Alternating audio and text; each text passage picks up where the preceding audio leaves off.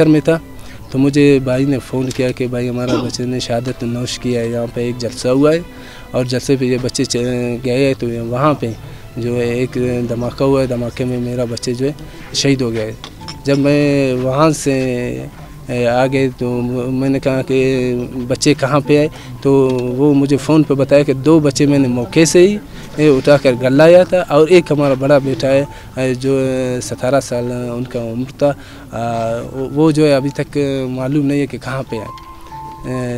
कि आप उनको जो है जाए उनके पीछे उनको ढूंढ लेके कि वो ज़िंदा है या शहीद हो गए हैं। तो मैं वहाँ से हमारा बेटा जब नमाज गया था उसके बाद आया घर में, फिर ये बेटे उधर जा गया था, फिर उसके बाद ये धमाका हुआ, फिर हमको में हवा इसका आएगा,